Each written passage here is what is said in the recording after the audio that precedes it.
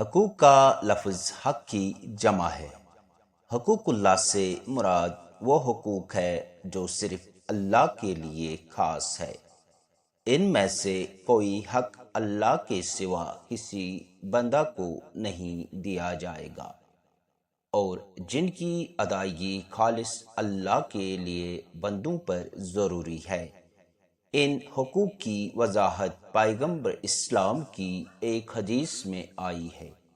چنانچہ حضرت محمد عربی صلی اللہ علیہ وسلم نے حضرت معاذ رضی اللہ تعالیٰ عنہ سے دریافت فرمایا، اے معاذ، کیا تم جانتے ہو اللہ کا حق اس کے بندوں پر کیا ہے، اور بندوں کا حق اللہ پر کیا ہے؟ انہوں نے فرمایا، اللہ اور اس کے رسول بہتر جانتے ہیں۔ حضور صلی اللہ علیہ وسلم نے فرمایا، اللہ کا حق بندوں پر یہ ہے کہ وہ اس کی عبادت کرے اور اس کے ساتھ کسی چیز کو شریک نہ کرے، اور بندوں کا حق اللہ پر یہ ہے کہ وہ ان بندوں کو عذاب نہ دے جو اس کے ساتھ کسی کو شریک نہیں کرتے۔ بخاری۔ اس حدیث سے اللہ کا حق بھی معلوم ہو رہا ہے اور اس کا اجر و ثواب بھی واضح ہو رہا ہے۔ عبادت میں اللہ کو پہچاننا، اس کو ایک ماننا، اس کے ساتھ کسی کو شریک نہ کرنا اور صرف اسی کی عبادت کرنا، اسی سے مانگنا اور اس کے لیے تعظیم کے جو طریقے خاص ہے ان کو دوسروں کے لیے اختیار نہ کرنا، یہ ساری باتیں شامل ہے۔ جیسا کہ قرآن مجید میں فرمایا گیا، ترجمہ: میں نے جنوں اور انسانوں کو صرف اس لیے پیدا کیا کہ وہ میری ہی عبادت کرے۔ مشہور مفسر مجاہد کہتے ہیں، اس کا مفہوم یہ ہے کہ وہ مجھے پہچانے۔ ایک دوسرے مفسر قلبی کہتے ہیں تاکہ وہ میری توحید کے قائل ہوں اور مجھے ایک تسلیم کرے۔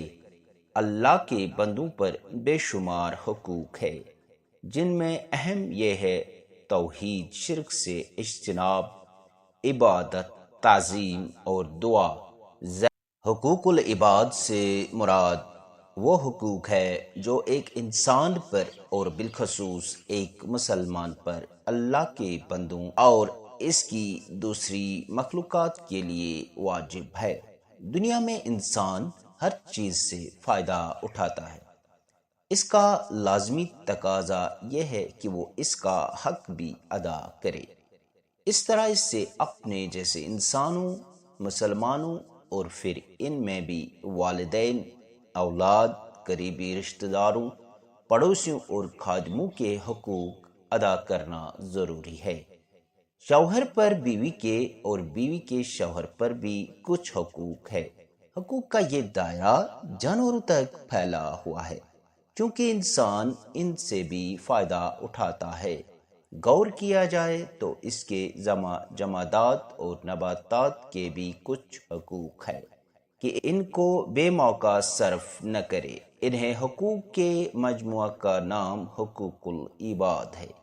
اسلام میں حقوق العباد کی اہمیت کو سمجھنے کے لیے اتنا کافی ہے کہ اللہ تعالیٰ اپنے حق کو توبہ کرنے سے معاف فرما دیتا ہے، لیکن بندوں کا حق خود ان بندوں کی معافی کے بغیر معاف نہیں فرماتا۔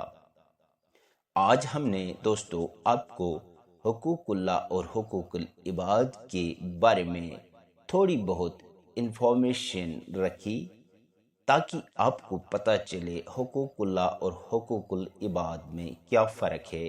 اور کرتے ہیں، اگر آپ اس چینل پہ نئے ہو تو چینل کو سبسکرائب کرنا نہ بھولیں، شیئر کریں، لائک کریں، کمنٹ کریں۔ ملتے ہیں اگلی اور ایک ویڈیو کے ساتھ اسی چینل پہ۔ رہیے اللہ کے حوالے۔ خدا حافظ۔